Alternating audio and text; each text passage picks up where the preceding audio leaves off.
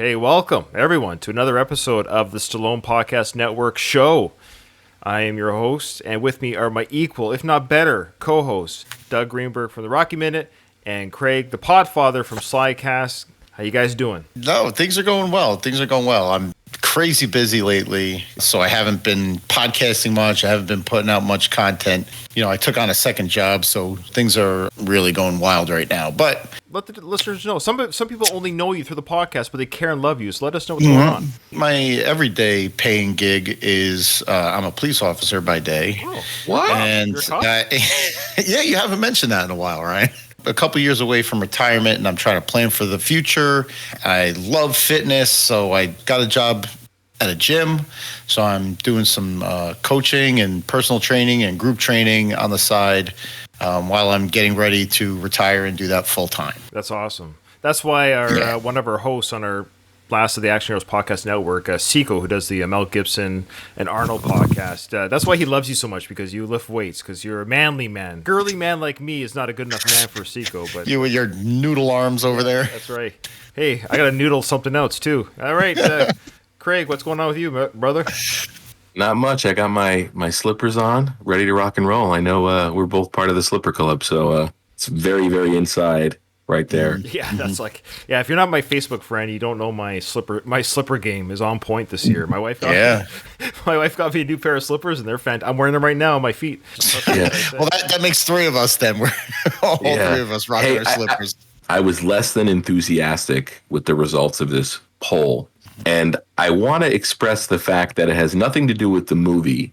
It's the fact that this will now be the third time I am podcasting about this movie. Three too many times? I did some prep for this, Ryan. Nice. I do have to mention that a lot of the stuff I'm going to talk about, and a great companion piece to this episode would be, I'm not sure if you picked it up yet or not, but Quentin Tarantino about a month ago released a book called Cinema Speculation. I've seen that. I saw you post that. So without you posting it, I didn't know he had done that. But yes, that's my ever-growing queue of stuff to read, because I love him. He's my favorite director. Yeah, so it's basically a book about 70s cinema, and each chapter is devoted to a different movie. And one of the chapters in the book is Paradise Alley. Say no more. I got to get this book. So are you going to share some of his thoughts on this then? But I mean, not only does he talk about Paradise Alley, he basically, in the 20 or 25 page chapter that it is, he talks about Lords of Flashbush, Rocky, Rocky 2, Rocky 3, Rocky 4. It's pretty great. I learned some stuff about Paradise Alley that is not listed on the wiki page, which is pretty cool as well. Well, you're going to have to share some of that. I skipped ahead to it because I've been slowly reading it, and it was further along in the book than I got. And it's funny, Doug, when I texted you guys earlier and said I was ready to go, I was just letting you know that I was available. And then I was like, oh, shit, there's that chapter on Paradise Alley and Cinema Speculation. So then it was like a race for me to read it before you messaged and said you were ready to go. But thankfully, I was able to read the whole chapter. Yeah, and I was later than I said I was going to be. Well, it's okay, Doug. I'm just really want to say I love you guys. You guys are truly like brothers to me. And, I started this years ago, and you guys were the first. So I just really want to say it's just always a privilege and an honor, because I truly enjoy individually the Rocky Minute show, which is on the network, Slycast, which is archived on the network, and you've got new shows on the network too, since network with the Rambo specials that you did, Craig. Truly, you guys really do a good product. I do appreciate that. Anyway, so I need to get you guys on my Rambo 3 season 3 if you guys would like. The reason why I didn't get you on season 2, I had more co-hosts and guests lined up than I had episodes. I'm going through the show a little bit quicker, or the series a little bit quicker. I've mentioned it before, but again, if you're listening to this and you don't know, I run a Rambo podcast called It's a Long Road, the Rambo series podcast. It's actually a lot of fun to do, and every episode I have a new co-host, a new guest co-host. I've had very few returning guests because I'm going through the series a lot quicker, because it's Rambo. You can't really dissect the way you do with Rocky, characters' motivations and dialogue, and the relationship of Rambo with his characters is very minimal compared to the Rocky series. Anyways, so I'm already starting season 3. It's coming up very shortly. I'll get you guys on for season 3, Rambo 3, if you both like. We'll do that in the new year. Yeah, that'd be great. Okay. Absolutely. Well, right out front here, so fitting that this movie actually won the poll, and I don't know if people voted on it because of this, but could you argue that this is a Christmas movie? I don't know how quickly I'm going to get the editing done. However, yes, the time of this recording, we're 5 days from Christmas. So there you go, a little behind the curtain. So I had no idea Sly wrote another Christmas holiday film. We've got First Blood took place at Christmas. Rocky 4 took place at Christmas. Rocky 5 took place at Christmas. Well, there's a Rocky 3 opening montage was at Christmas time when Mickey was dressed up as Santa. What else? The original Rocky. Paulie beats up the house right around Christmas. Of course, the original Rocky. But I know there's another Sly movie that's at Christmas. I couldn't believe it when I saw. Oh, was it Tango and one of those movies was. Oh wait, Cobra. Cobra, that's right. Cobra Christmas, that's right. Yeah. So Paradise Alley at Christmas. People, what we do is we put on the poll. I decided just to do 2 films, Rhinestone versus Paradise Alley. And Rhinestone came out strong at first on Twitter and the Facebook. And I thought for sure Rhinestone was going to run away with this because Rhinestone is Rhinestone. I mean, but Paradise Alley won both the popular vote on Facebook and on Twitter, so I didn't even have to do a count. They both won their respective social media forums. Paradise Alley it is, friends. Before we get into the dissection, Doug, was this your... No, we know Craig's watched it a few times for his other podcast. Doug, have you seen this before the poll and before this episode? Is this the first time viewing or... Well, before I touch on that, I just want to say either way, we would have won because whichever movie won the poll, we still would have got to hear Sly sing, so... It's a good day for all of us. Anyway, yes, this was the first time I've ever seen Paradise Alley. To nobody's surprise, a lot of these movies that we've covered, it was either my first time seeing it or I saw it once 30 years ago and haven't seen it since. Yeah, but this was my first time seeing it. You know what else? It's not that surprising, Doug, because like a lot of times now I gauge whether or not somebody's going to watch a movie, whether or not it's available free via a subscription on a streaming service. And this one is a $3.99 rental. I don't understand how you have Frank Stallone in your movie and Tom fucking Waits and you decide to sing the theme song. It might be the height of Stallone's ego on display. To think that you can sing a song better than Frank Stallone and Tom Waits making his feature film debut. Like, yeah. Stallone wasn't even bona fide. I mean, he had Rocky under his belt, but that was it. All great points. I don't know if he was just rubbing it in Frank Stallone's face or what, but... Frank is a very accomplished singer. He's a very good singer. Let's see if Sly... Let's listen to his opening song here. Too close to paradise and too close to hell. And sometimes the difference is too hard to tell. With empty pockets and old worn out seats. This is making me think of like a Trey Parker, Matt Stone parody film. Seriously, listen to that song. It's a good song. It's well produced. Can you imagine Tom Waits singing that? Yeah. He's really like overdoing the voice. I know that's what you mean by comparing it to Trey Parker, Matt Stone, but you're really like putting on a voice. I had heard he sung the opening theme. One of my guest hosts on the Rambo podcast, actually, of course, we all know him, John Rivoli. And John, if you're listening to this episode, please forgive maybe all of our comments regarding this film. He told me, hopefully I'm not divulging anything I'm not supposed to, because he's friends with Sly, right? They're friends. They talk. Hopefully I'm not revealing anything I'm not supposed to. So John was really excited that we were going to review this. I mentioned that this was something we're going to do in the future. He's like, oh, great. He says, great. It's a fantastic film. He said this film is very special and dear to Sly's heart. So I just give that caveat to tread lightly here because a friend of Sly might listen to the show. We mentioned Tarantino's book and chapter on Paradise Alley, and he makes some good observations in it. And he says that without Paradise Alley, Stallone wouldn't have been able to direct Rocky 2 the way that he did. Do you say how or why that is? I think he just said, that helming a film, first one's always going to be tough, and you learn lessons during that. Okay. Fair And he also makes the argument that Stallone is probably Sylvester's best director. Which I thought was an interesting way of stating it. I think Stallone is the only actor that Sylvester doesn't push around.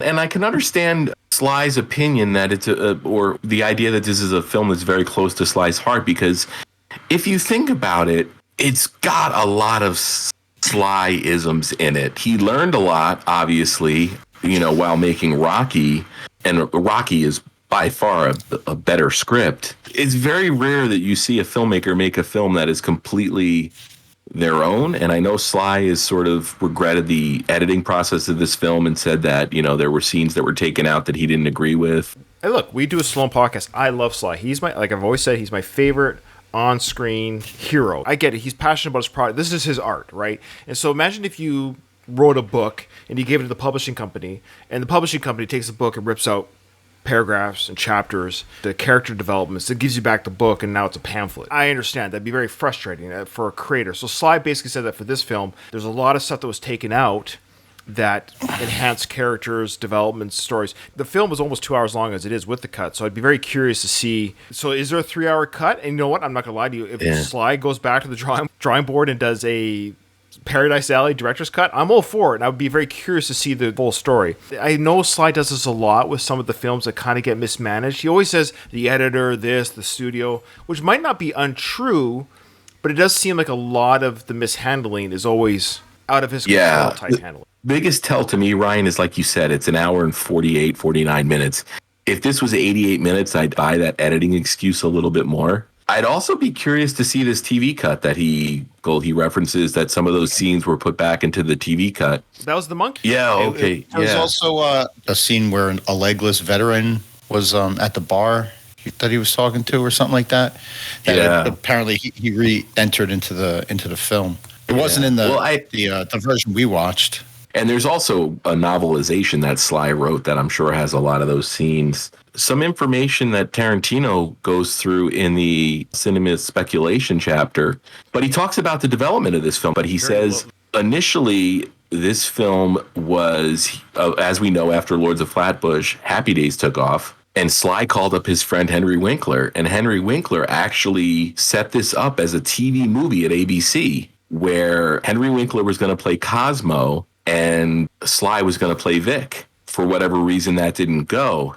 Sly's original intent for actors in this movie, and do either one of you guys know who Stallone's dream cast was? He also wanted Pacino play Armand Assante's part, right? Tarantino references De Niro as Cosmo, Pacino as Lenny, and Stallone as Vic. Did Armand Assante not remind you of a young Godfather era Al Pacino? That's the other funny thing. Tarantino basically says that Armand Assante comes into this movie as like a budget Pacino, and he basically spent the next 25 years of his career playing a budget Pacino. Yeah. But I wanted to ask you guys, it's funny that both versions, Sly was sort of pitched as Vic, who's, the big physical. And in the final movie, of course, he plays Cosmo. And he references quite a few times that he's not big enough to do the things that Vic does. Did either one of you guys get a kick out of that? I didn't pick up on that, but that's great. That's hilarious. I want to talk about Vic, of course, the actor / boxer that played Vic. Vic, played by Lee Cantanello? Yeah, he was a real boxer, and I believe his nickname was the Italian Stallion. This guy, he looked like a Jack Marlon Brando. Did you guys catch that? Yeah. Yeah, he did have the Marlon Brando vibe. He was a real life boxer, and he hasn't done anything. He's still alive. He still does like boxing and runs a boxing club or gym or something. So he's like that legit world. Why didn't he have a career? I thought he played the great lug, innocent, dopey, luggy, kind of like Lenny from Of Mice and Men type personality. Apparently, he was cast as Tarzan in the version of Tarzan directed by John Derrick. Okay. I think Poe Derek was in it. Apparently, Lee was less on the Seco and Doug diet and more on the Craig diet and fitness regimen. So he put on some weight and stuff and got out of shape after this film. So he really turned into Marlon Brando. A few years before Marlon Brando did it, probably. So Lee Canalito became Cannelloni. Sorry, it's a stupid pass. Cannoli? Cannoli? Oh, boy. His physique in this film. He's a big boy. I mean, he was big. He was toe-to-toe with Terry Funk. Now, how ugly is Terry Funk? He's 34 in this film. He still looks like he's 55. Oh, my God. He was 34? Yes. He is ugly. He's an ugly dude. You know what I was thinking the whole time? I'm like, they could have cast him in Goonies as Chunk without doing any... Yeah. Oh, as Sloth, you mean? Sloth. Yeah, I'm sorry. Yeah, like without doing, they didn't need any of the makeup. And I mean, Terry Funk's great. He's awesome. His forehead was already scarred to death with the cuts from his wrestling. at the end of the day, we know he's a legend. I get it. If you're in the wrestling fandom, and yeah, he is a hardcore wrestling legend. But he had those diagonal scars in his forehead from when the wrestlers cut their foreheads to get that blood down their face during these wrestling matches. They call it juicing. Oh, it's so gross. I actually hate it. Ric Flair does it, and Hogan. Get some juice. I hate it. I don't like it. Real blood is real blood. I get it, but no, they call it color too. You know, that match is going to have some color. Oh, okay. I'm not a fan of it, and I like wrestling back in the day. But I never got excited by the blood. It never excited me. Just real quickly, I know we're spending a lot of time on the background of this film, but this, according to the stuff that I read, was written by Stallone before even Rocky was. Yep. He went to the studio for an acting gig, and when he didn't get the acting gig, he said, "Oh, by the way, I do a little bit of writing," and he handed them the Paradise Alley script. I guess they looked at it and liked it, but they were looking for something completely different, so they asked him, "Do you have anything else?" And that's when he started writing Rocky. Well, not entirely, Doug. Okay. No. Doug, that's kind of what I got. So before Craig takes you to school, because Craig's taking us to wrestling school and he's taking us to Sly School. Boy, I know. For a guy that never brings notes, he's like owning this episode. Holy shit. He's on the Quentin Tarantino school of 1970s cinema. But before you get to explain it, let me reiterate what Doug said, because I thought this was what happened too. So I thought the story was he goes to the studio and he presented them a script saying, "I've got a script here. I've got Paradise Alley." And they're like, "It's not really what we're looking for right now. Do you have anything else on your tableau?" And then he's like, "Well, let me go see what I have." And then he went to go write Rocky. And because Paradise Alley failed with the producers first, Rocky was then created. It might have become part of the mythology, but it's my understanding that Stallone, classic Stallone, is he signed a bad deal for Paradise Alley, and he had already sold the script to somebody else. When he went to have that meeting about Rocky, he had Paradise Alley, but it was attached to two other producers that wouldn't play nice. Stallone had no choice but to write something else. Okay. Right. Interesting. Okay. Sly is actually, it might be in the Wikipedia page, but he's pretty vocal. He doesn't name them by name. Oh, he does say something kind of... No, you're right. I'm reading that now. He calls him the maggot. What does he say there? "I was very broken. I optioned the screenplay for Paradise Alley to a real, how should I say this, maggot who puts his hook so deep in, I could never get it away from him. So the first time I went to meet Chardoff and Winkler, I was there on an acting job. I didn't get it, but on the way out, I said, I have this screenplay called Paradise Alley. They said, bring it over, and I did. They wanted to make it, but the other cretin that I had optioned it to was so obnoxious, so overbearing that the producers wanted nothing to do with me or the screenplay. So on the way out, they said, if you have any other ideas, we'd be happy to look at them." That's when he went home to write Rocky. So we're all on the same track there. Okay. Yeah. Very interesting. Now, that's very telling. Now, here's both the problem and the good thing about Paradise Alley regarding its release, chronological release, because this was written before Rocky, and this film, unfortunately, was sort of slammed by critics because Rocky came out first. Rocky, obviously, the movie and the character and some of the ideas, even some of the the bum, the wrestling and the underdog part of it, the getting out of the neighborhood and all this stuff. This place stinks. A lot of mannerisms and story, or not storylines, but story beats. It's very Rocky-esque, and you could almost argue but Rocky, ironically, borrowed from Paradise Alley. It's just that Rocky got released first, and it was a great film. It was the film that launched Sly's career. So Paradise Alley comes out afterwards, and you're like, this is kind of like a Rocky ripoff, when ironically, Rocky might be a Paradise Alley ripoff. Right. Yeah. If you're comparing the two films, Rocky clearly has a point of view, a solid point of view, whereas I think the biggest criticism I could probably make of Paradise Alley is it leans on too many characters too many different times, and you don't have a consistent lead. It's a Cosmo movie for a while. You get that little bit of Vic and Susan. You get some Lenny stuff. But at the end of the movie, like, you don't really feel attached to any of them, or at least I didn't. You know what my biggest criticism of the film is? This.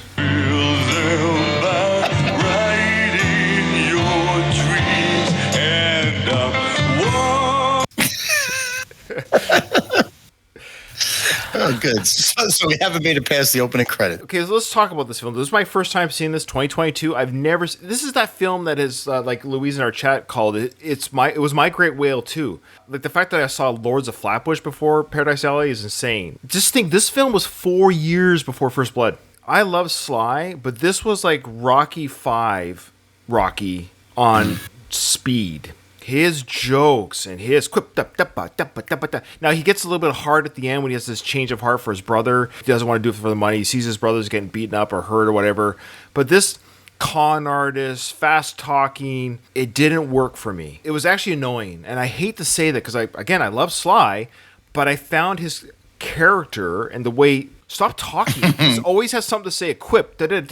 Nobody in this real world would ever respond to him or give him any kind of credit. He sounds like a lunatic. Ultimately, that Cosmo character is just a hustler. He's supposed to be a hustler with heart because that's Stallone or that's the Rocky, and I think he was trying to sell that to us a little bit because he shows that heart at the end. Even that flip was a little too sudden, He was the one that was trying to get his brother into the wrestling. He was the one that wanted to make the money off of it and be the swindler. But all of a sudden he turns and he's like, okay, this is too much for him. It's like him and Lenny switch places there. Anything left on Lee, Canalito's film debut? I actually didn't have time, or I didn't get deep into his boxing career. I thought he had a real presence on screen. Like if I was a scout for movies or producer type thing, and I saw this film, and I guess the weight gain, that's the problem, I guess. Well, yeah, but also you have to wonder how much of that was Lee as an actor or Lee just being Lee. I just thought he was great. So either he was just cast perfectly, and I don't quite know the story. Well, I did actually found a behind-the-scenes documentary on YouTube on this movie, and Lee was talking to the camera, and he said that, Sly called him. He got a phone call from Sly. So to Sly's credit, he's really good at finding from like Hulk Hogan, who was a nobody, Mr. T, Dolph Lundgren, and Lee Canalito. Like, give Sly full credit. He has got a great eye for characters and for casting people and these big boys, essentially, and putting them in these roles that he's created. I think he's great at that. Yeah, Donald just made a nice joke in the chat about Cosmo being sensitive, which is a real funny couple minutes in the film where he tells everybody that he's sensitive. You have to be nicer to him. Yeah, he does say twice that he's sensitive. I'm sensitive. Yeah, I'll see if I can find that. You know what else he says a lot? That he has class, which is a Rocky 3 thing. Yeah, there's a lot of Rockyisms. Like, if you know the Rocky films and watch the dialogue in this film, again, the bums, Joe Spinelli, he said, take it easy. The way he says, take it easy, both ears, my ears. Like, the way I love it. Yeah. So that was Victor. Sly's name, of course, in the film was Cosmo. Great name. And then Lenny, played by Armand Assante. So Armand, as you know, also co-starred with Craig's favorite Sly film, Judge Dredd. Did Judge Dredd ever get released? It was, I think, the last official movie coverage we did. 2 years edit, I think. Was it 2 years? Well, yeah, but that record has since been broken. By Doug? You best. I think Doug is still releasing Rocky Minute with his first marriage. I think some of those episodes. Yeah, yes, I am. He's almost working on his second divorce, and he's still.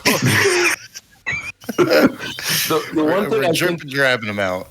The Lenny character is actually probably the most interesting character in this movie. He's an injured war veteran who is working as a mortician. Yeah, he's a mortician. Yeah, that's where Cosmo Sly got one of his suit jackets from. They panned a shot to this naked dead body. Like, he's not going to need it. He literally stole a suit from a dead body. There's parts like that. They're clever in their own right, but they're horribly.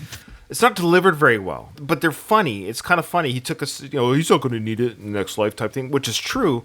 I almost feel, Ryan, and we say this, I think we say this a lot, especially nowadays, but Paradise Alley would have really probably worked as like a miniseries or a TV show. 5 to 8 episodes, flesh out the characters, show Armand Asante's character Lenny, show him in the war, coming back from the war, show him leaving for war, saying goodbye to Ann Archer's character. They were dating, they were together. Because it's very interesting, like you're saying, Craig, very interesting. He comes back from the war. It's not really spelled out very well, but he comes back and he's injured. And this hurts his ego. He doesn't think anyone wants to be with him, so he doesn't talk to the girl or nothing. Those are interesting character points. Yeah, and he's also able to do the Charlie Chaplin. Yeah, I thought that was very well. He put the cane up to his nose. So he did Charlie Chaplin. He was asked by, this is why I called him Lenny, Victor, the character played by Lee. Remember Lenny and Mice and Men, where he kept asking George, tell me about the rabbits, George. Was that, tell me about the rabbits? Yeah. So that was Lee playing Victor. That was Victor's character saying, show me the Charlie Chaplin. Show me the Charlie. That was his little. Yeah. So the first is just like of Mice and Men. No offense to Sly, but I bet you this is where he got it from, because Because Lenny does the first time he does it like with brings up the cane, he makes himself have a mustache. Then the second time he's asked to do it in the film, he twirls the stick like Charlie Chaplin. But then the third time he does it, he's like, he doesn't want to be bothered because you see the decline, the Lenny character declines, he gets irritated by Victor. The same way. Yeah, it gets old. Yeah. Right. I thought Lenny's character, Lenny and Lee, their characters were much more interesting to me than Cosmo. I'm in agreement with you there. I just didn't care to know anything else about Cosmo. Fast talking grifter, a con man that just, there's no deeper level to that. Even if there was, like, I didn't care to learn about it. You could actually probably rewrite this movie and take Cosmo out of it and have Lenny go through that transformation where he goes from not wanting to exploit his brother to exploiting his brother to finally realizing that he shouldn't exploit his brother. Because if you think about it, that's the only reason for Cosmo and Lenny to sort of exist together, is they have this differing opinion on how they should treat their brother. And then also you got that little bit with Ann Archer where Cosmo's trying to get with her and she gets back with Lenny, and then you've got the girl that Cosmo's with, but like none of that ultimately matters to the plot. No. It would have been better to see more of Vic and Susan, who is teaching him how to be more of an intellectual. Like she's teaching him, they're reading the dictionary together, basically. Yeah, that to me, it would have been awesome to get more of that. Well, maybe again, that's what Sly was talking about the studio taking those scenes out. Maybe that's what he's referring to be fair to Sly's statement, because with the criticisms we're bringing up is too much Cosmo, and maybe the studio wanted more Sly because of his rocky success. So they're like, no, this is a Stallone film. You're the star. You're this rising star. You're pitcher, one best pitcher. This is your next big picture type thing. So to be fair to Sly, maybe that's what he's saying. Maybe he did see it more as a character film. Unfortunately, it should have been more Sly behind the camera, less Sly in front of it. He's right. Somebody like Pacino would have been a better Cosmo, because Pacino's got that more of that fast-talking, rat-like type personality, like a Joe Pesci type character. A younger Pacino could have done that. Yeah. I don't think it needed to be as over the top as he is. Yeah, Victor wasn't cartoonish. Neither his two brothers weren't cartoonish. The way I was kind of thinking about him was his one grift where he plays like disabled veteran looking for money. He reminded me of Eddie Murphy in like the first couple of minutes, the first 10 minutes of Trading Places. But that's a comedy movie, so that fast-talking, grifting personality fits in Trading Places. It didn't fit so well in this movie. Was Cosmo supposed to be funny? Were we supposed to laugh? I think so, because look at the amount of comedy characters that are in the movie. Stitch is a comedy character. So that's the problem with this film, is there's moments in this film that felt like a real drama. One of them, let's just give a shout-out, because I want to talk about this moment, to Frank McRae, who plays Big Glory. He was fantastic in this film. Yeah, he was. Tarantino actually says he should have been nominated for an Oscar. Yeah, see, me and QT on the same level of understanding. I totally agree with Quentin, because Frank was awesome in this film. His character was used just perfectly as a supporting side character. And his sequence, when they had that night of drunken stupor where they're driving the truck through bars in the street. Yeah, that was a little bit too Monty Pythonish.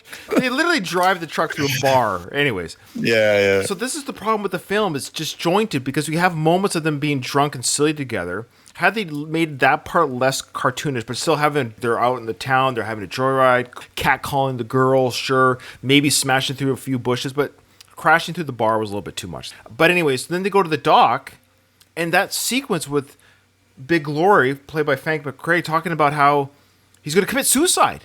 And Sly did a great job, too. Actually, this was top Sly moment. His acting here, telling this guy, talking him off the edge, literally, say, don't jump, and don't do this. What are you talking about? I thought it was fantastically acted, fantastically scripted. But when Big Glory was saying, no, I'm dying happy. A lot of people commit suicide when they're sad. I'm dying on a high note. And then he jumps over the edge and lands in the garbage barge. I thought that was great. Yeah. Like, oh, okay. But no, he still did it. And I thought it was a fantastic part of the film. And I wish Sly or the editors or whoever was in charge kept that tone throughout the film. Ultimately, that character really is, even though it might seem kind of accelerated via, I guess it's a montage, where we see Vic wrestling all the different wrestlers and the toll it's taking on him physically. But I think that Big Glory was supposed to be sort of one of the sort of reasons that Cosmo, has a change of heart because he sees Big Glory, who was the champion at Paradise Alley, like living in the basement in squalor and seeing the life that he has. And I think he's like, wait a minute. This could be the way that Vic's story ends. This might be one of the problems with the movie is when you say it that way, it makes his turn to the way he treats his brother a little more evident. Like, okay, now I understand it. But watching the movie today, I didn't even pick up on that. Seeing the way that Big Glory was kind of living in squalor and everything and equating that to how his brother might turn out, that never even entered my mind. So either I'm a dumb movie watcher, which is very much entirely possible, you're just dumb at logging into Discord. But I've seen this movie a couple of times now, and this is, like I said, it's the third time I'm podcasting on it. I've had a lot of time to think about Paradise Alley. More time than most. And also, it did help to read sort of Tarantino's breakdown of the movie as well. I mean, he's a very intelligent film goer. Yeah, I think he understands film. Let's also give a shout out to Sly and his continuing great ability of naming characters. His names he comes up with the Rocky films, of course, the Expendable films. One of these days we got to put together a list of the characters he's named in his work. In this film we got Stitch, Rat, Burp. Joe Spinell's character's name is Burp. I just love it. Mumbles is Tom Watts, or is it Waits, or I can't say, is it Waits or Watts? Waits. Yes. Tom Waits. But I love, because Tom, I know I've seen him interviewed and talk a few times in his life. He does kind of mumble. So I love how Sly gives him the name Mumbles in the film. What about his brother's wrestling name? Is the Kid Salami? Yeah, Kid Salami. It's fantastic, and he wears a salami outfit. Yeah, that was. I wonder if they got that outfit from Shamrock Meats. I wonder if that's where they picked up the idea. And then Cosmos, of course, played by Sly. His girlfriend, his whore, she was a worker. Her name was Bunchy. Lastly, we have, of course, Stitch. And then Frank the Thumper, played by Terry Funk. These are just great names. I love the names. Those are kind of Disney-esque type nicknames. And that's what made this film disjointed a little bit. I think it would have benefited had Francis Ford Coppola directed it. I'm not to say it can't have comedy moments or light moments. Even a heavy drama can have some, not comedy, but you get what I mean. Look at Goodfellas, right? That's a dark film, but Joe Pesci's character makes you laugh. He is actually so over the top but it's done so well. So I think had Joe Pesci played Cosmo in the alternate universe, let's say, you can be over the top and silly. Your character is so crazy, but it doesn't have to be silly. It's also the fact that Ryan's comparing Paradise Alley to one of the greatest films ever made in Goodfellas. No, but what I'm getting at is you can have a gritty film with comedy. The balance. It's a delicate balance, right? Yeah, it is a delicate balance, but also it's in the same way as balancing. It depends on what kind of comedy you're kind of sprinkling in there. You can't do slapstick stuff like when Stitch gets his pants ripped off and he's wearing pantyhose underneath. Like exactly. What are we doing here? Is this Airplane? Yeah, exactly. It's Airplane. That's exactly what I was thinking of. If you want a serious drama, that's not the kind of comedy that belongs in there. Totally agree. Talk about the dock scene with the suicide of Big Glory, and then these like romantic triangle moments between Cosmo going after Lenny's old fiance, and then they get re-engaged, Cosmo and the girl, but then they break up again, and then there's the brother tension. But then I'm like, I'm supposed to be feeling tension, but then I got a guy putting vampire teeth in his mouth to look like a scary wrestler. It's all over the place. And so I don't know if I'm supposed to laugh, cry, or take it seriously. So I don't do anything. I don't laugh once. Nothing was funny. I truly didn't go, So do you ever truly go? You didn't laugh when Vic was singing "Wake Up, Bella"? Oh my God! To the bird. Okay, they tied a monkey up, guys. That was a real monkey. And gagged it. But I hate animal cruelty. I really do. I don't like watching it. I don't like watching animals get injured. I'd rather watch a human break their leg than a horse break their leg. So there was a real monkey. For anyone wondering, a monkey. The UK version actually took it out. They actually had the brains to take it out, but there is actually a monkey who's tied to some sort of post or something. He's actually wrapped around a rope. This monkey cannot move. So somebody actually took the monkey, wrapped it in cord, and put duct tape on the monkey's mouth. We see this image, and then we're supposed to laugh? I felt horrified. Yeah, and then Sly smashes a bunch of roaches. Even PETA doesn't allow that. You're not allowed to even kill roaches on screen anymore. But no, he killed real roaches on screen, which is like, okay, roaches are one thing, but the gagged monkey. Yeah, that poor thing. I also thought the monkey was going to have a much bigger part in this than just a couple of scenes.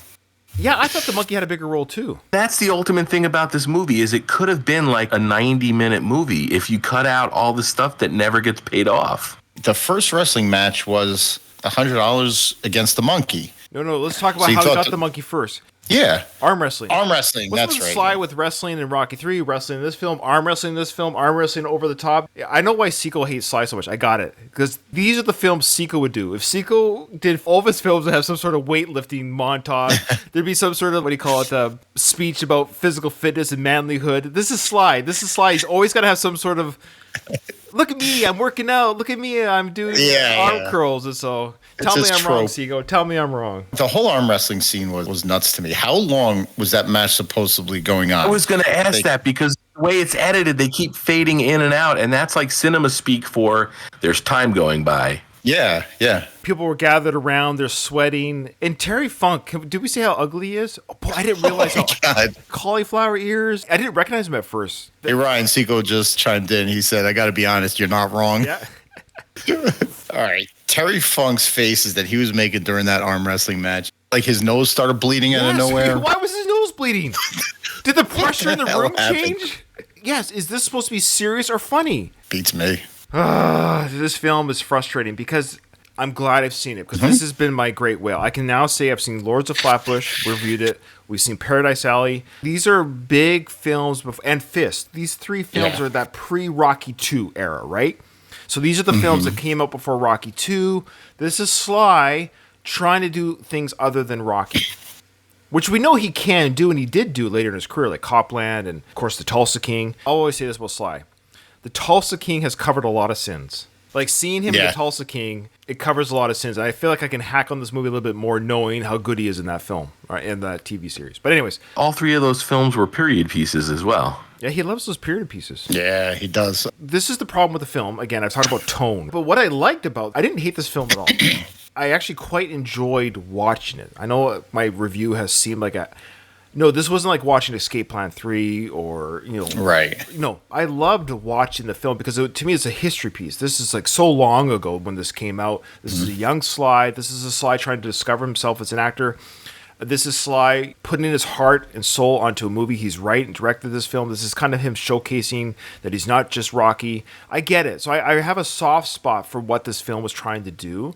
And I believe him when he says that there was some butchering in the editing, because I believe that the things that we criticized regarding character development was probably what was taken out because they wanted to make it Sly-centric. We'll say the wrestling sequences were legit. Yeah. They were well done. Legit wrestlers. They were because they used real wrestlers. The hits and the bumps they took. They really went for it with the wrestling. It was wrestling during this time, the late 70s. Was it still... It was still real. They were still putting on like the... Was it, how boxing is real, right? In the sense, yes. Well, obviously... Boxing's corrupt and all that stuff. But at the end of the day, it's not scripted. Obviously, Stallone, the filmmaker, knew that wrestling was what it was. Yeah, in 78, he would know. Yeah. Terry Funk would know this because Terry Funk was the era that it was preordained, determined out. But in the movie universe, it's real. In 1946, was it still real? Like like MMA. Was this early MMA? Do we know? No, pro wrestling was never real, though. I mean... Oh, really? Yeah. It wasn't like Greco-Roman, Yeah. There was a segue between Olympic wrestling. So even in 1946 United States wrestling, it was still predetermined outcomes? That far back? It was always a carny show, man. But how you got there was, I'm sure it wasn't as choreographed back then as it is now. No, it's never not been physical, though. These are amazing athletes. Even the ones that these guys that are in WWE or AEW wrestling, these guys are amazing athletes. Those bumps are still real. It's just the outcomes are predetermined. The dance they do in the ring, if me and Doug just say, let's say he and I just went in the ring. Doug says, Ryan, you're going to win this match. We would look terrible. There's a real dance in athleticism that they have to know and do. ... the outcomes are predetermined. So what I'm getting at, so 1946, you're saying they were still kayfabe and work and all that stuff was okay. We're watching the film as the mark, so to us it's all real. To the guys in the ring, it's real. Sly did not expose the business. No, I know we're talking about in this movie. the fight was like MMA, UFC fighting. It was supposed to be real, yes. Because they put money on the table for the winner, $9,000. There was a real chance that Victor would have lost the $9,000. Yeah. So in this film universe, the wrestling was real. It's real. Okay. Yeah. Mm-hmm. Okay. Interesting. That's what I kind of liked about it. The wrestling stunt work, so that's what I'll call it. The stunt work they did in this film, the bumps that were filmed in 78 here on that. Very cool they did it in the rain or like the leaky roof. Yeah. Great effect. Cool. And Lee and Terry, their match was, and the flips they did in the turnbuckles and the arm, when they do like the chest thump and stuff, it looked actually more quote unquote real than what you saw in the 80s and 90s back in the heyday. The bumps they took for this film looked legit. And that's ultimately why you cast Terry Funk. You also had the montage of him going through the other wrestling matches, and those were all legit wrestlers. All the wrestling, obviously, the guys that were involved, Terry Funk included, wouldn't let Sly or anybody make a mockery out of wrestling. So you could tell they're very serious about it, and they want to protect. Terry Funk was protecting the business. They all were protecting the illusion. Clearly, Stallone has a love of professional wrestling. Like you said, he used Hogan later on. He helped put wrestling over, if you will, by having Rocky in the wrestling world. And that's the other thing that might really make the sequences so successful is Sly wasn't mocking wrestling, pro wrestling. He was actually take it seriously. There was no comedy in the wrestling. Yeah, I think somebody just might have been Donald. Yeah, mentioned Ted DiBiase praising Sly. I couldn't see him. I have to go back and watch that because he would have been very young back then. I didn't recognize him right away. Yeah, he says Donald said Ted DiBiase praised Sly for defending wrestlers on the set of this film. The crew made fun of them. Sly halted production and told them to stop. Sly said the wrestlers were the reason they were able to film those scenes so quickly. He understood again that predetermined outcomes does not take away from their athleticism, their toughness. These guys, and Craig, well, both you guys are studied behind the scenes stuff of wrestling, right? I know you guys have. I know I have too. Well, of course, I know what I've done, but I'm fascinated by behind the scenes stuff of wrestling. I just didn't realize it went back that far, but I love the old networks and circuits and the Vince McMahon senior stuff and all that. These boys, though, when they weren't in the ring and they'd get some schmuck in a bar saying they could beat them up, these wrestlers were tough dudes. They were tough. You do not want to fight these guys. You lay your hands on some of these old school wrestlers back in the day, you're dead meat, man. A lot of them started off as wrestlers, college wrestlers. You know, in their own right, they were legitimate wrestling athletes. Talk about the real wrestling, if you want to call it that, but... Yeah. Well, it's really like any other sort of Olympic sport, if you will. There's no pro avenue for a lot of those Olympic athletes to go from. So can you imagine being like an Olympic level athlete and then not having a way to make money with that? And that's why you look at a guy like Mark Henry, who came out of powerlifting and was competed in the Olympics. Kurt Angle, who won a gold medal with a broken neck. I guess Major League Soccer has sort of done that. But like women's gymnastics even, like, or even look at Nancy Kerrigan, who was a gold medal ice skater, who her only avenue to work would be ice capades or putting on a Minnie Mouse suit. The transition from amateur wrestling, for lack of a better word, to pro wrestling kind of makes sense. And for those who don't know, the first time I ever talked about this movie was on my very first podcast, which is 9 years old at this point, called Camel Clutch Cinema, and we covered this movie. For those who don't know, Camel Clutch Cinema was a podcast where we talked about movies that starred wrestlers or had wrestling in them. Of course, this starred wrestlers and had wrestling in them, so it was a 1-2 punch. And also, I'm so proud of the fact that we did 80 consecutive weeks, Ryan. Wow. 80 consecutive weeks without missing an episode. Back when you were a good podcaster. Then he came on my show. And, he's burnt out by now. The other thing about it, Ryan, I'd say a good 25% of those episodes, probably the last 25% of those episodes, we would just go sit down in a Taco Bell or a Moe's or some other fast food joint, put my friend Guy's iPhone down in the middle of the table between us, and that's how we'd record the episode. Oh, wow. Producing them was very easy, and editing pretty much entailed sticking on the intro and sticking on the outro. I care too much. I don't think it's about caring too much, Ryan, but I think when you're doing an in-person, if me, you, and Doug were in a room together, that's fair. Editing becomes a lot more challenging because you're not isolated the way that you're normally isolated like we are now. The overall ambiance is different. I think if you listen to those episodes, you won't say those sound unprofessional. Oh no, I was gonna say you probably did a better job than we are now of the film. So I'm sorry to drag you through this for a third time. This will be your last, at least with me. We'll never talk about this film again. At the very least, I can't vouch for the podcast you might guest on, but Yeah. No, I am no longer going to take invites to talk this. The second time I talked about this movie, oh no, shit! This is my fourth time because I did it for Camel Clutch Cinema, right? I did it for Slycast, and then I also did it for a podcast within the last 2 years because I was in this house called Midnight Movie Cowboys. Oh, This is actually the fourth time. oh, I'm sorry. I'm so sorry. Well, you came in with the QT knowledge. That was perfect timing. There you go. You're totally right, Puff, about me becoming civilized. The worst thing that could happen to a podcaster. There's some gold in that live chat. Oh, they're great. Yeah, they're great. Paw Lord, that's Louis. So yeah, he's fantastic. I enjoyed watching this movie again. I mean, it's not a bad movie. No, it's not a bad movie. It's not. It's not a great movie. It's a good movie. And I think again, if you're looking for movies that show Sly, or as close as we can see to who the real Sly is, I think this is one of those movies that you serve up. This, to me, was fascinating to see. I think it was you, Ryan, that mentioned that this was Sly, Rocky era Sly. So seeing him as a 30-year-old, 31, 32-year-old guy playing a character that's so different than Rocky, it's really fascinating to see. Yeah, you don't get to go back in time and see that. The Sly we know, for the most part, is the Sly of the 90s, Sly of the late 80s, Sly of the 2000s. And we've grinded through a lot of movies that were far inferior to this one. When I was watching it, I was comparing it to the other movie at the time. You can't compare it to Rocky. That's just not fair. No. But we covered Fist a while back, and I kept watching it, kind of comparing it to Fist. And you guys both know how much I loved Fist when we talked about it. Fist hit all the beats that that I was looking for. Loved it. I really did. Fist, it did it for me. It hit all the beats that I was looking for. Don't talk about your wedding night. What's that? Sorry, go ahead. I know.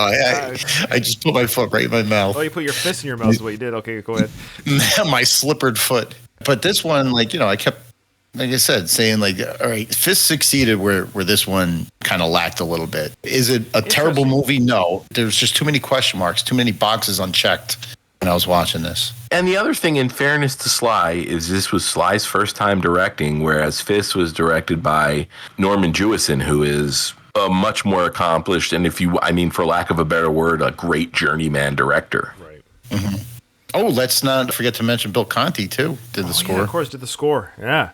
There was a couple moments where it sounded Rocky-esque. There's a couple, Yes. Yeah. Yes, for sure. Yeah.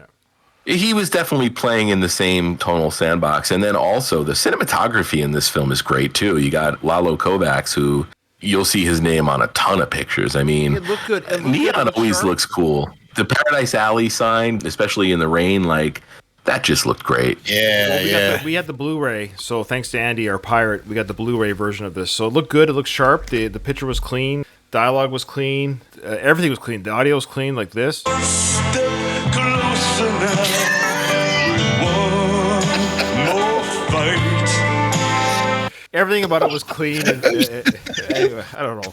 This is ridiculous. That was great. This is the worst podcast ever. So, I'm glad I saw this. I really am. And speaking of Fist, I'd rather watch this than Fist. You put the two in front of me, I'm going to put this in again. I think this is a more... Wow. Oh, easily. Fist is boring. It's kind of boring. I loved it, man. I was all in. I know you're all in with Fist. I know you're all in with that. What's that? Sorry. I think I have to agree with Doug here. I mean, if I was going to rank out my Stallone period piece trilogy, I would go in the watching order. I'd be inclined to watch Fist first, Paradise Alley second, Lords of Flatbush third. Okay. Distant third. Distant. Okay. Distant. Way behind Paradise Alley. I don't know. Paradise Alley, 50 feet of shit, and then Flatbush. You know what? This is my favorite movie of all time. No, I'm just joking. This movie, as I was watching it, I should say, I was like, I can't wait to talk to Doug and Craig about this because it is a fascinating, crazy film. It should be more of a cult favorite than it is. This film should be, because it's so zany and over the top, like from the underwear sequence of the guy wearing the woman's underwear at the film. Yeah. There's so much zaniness and craziness and dialogue that doesn't make sense. It's the bound monkey. This movie kind of is just right on that precipice of being a cult favorite. It's not a good film, but it's almost just bad enough to be that film. Yeah, and you know what the problem is? If it wasn't Stallone, it would be considered like a cult midnight movie. Oh, interesting. Kevin Conway also is another connection between this and Fist. That's right. He's a great. I love Kevin Conway. he's Man. He's Uh-huh. good. Louis says he's gonna send me the Lords of Flatbush soundtrack for Christmas. Oh, that's sweet. I hated that the songs in those unlicensed garbage. It was terrible. Fantastic. Okay, well, guys, as always, it's a real pleasure to cover. Just to work with you guys. And Doug, I don't know how many times you guys just do it without me. No. We have yet to do an episode of the Stallone podcast without the three of us. It just won't happen. We'll wait till the ends of time. So, our next film, should we just do Rhinestone, or did we see Rhinestone beat another film? Do we put it up against Oscar? There you go. Rhinestone versus Oscar. No, let's just do Rhinestone. Do not do that to me, Ryan. What do you mean? I can't have Rhinestone lose 2 in a row. Oscar would win in a You landslide. think so? Yeah. Absolutely. Okay, well, Crap doo-wop. Luis says crap doo-wop is the official designation of the Lord Flatbush soundtrack. well, now because you said don't do it, the older brother and me. The gauntlet has been thrown. Yeah. So it's going to be Rhinestone versus Oscar. Let the champion win. It has to be. We'll take it to the people. So we'll look for that right, in so- 2023. We'll do that. Early 2023. Yeah, we'll be doing Oscar. Thank you. Well, we'll see. We'll see what the people do. I'll be podcasting that movie for the second time.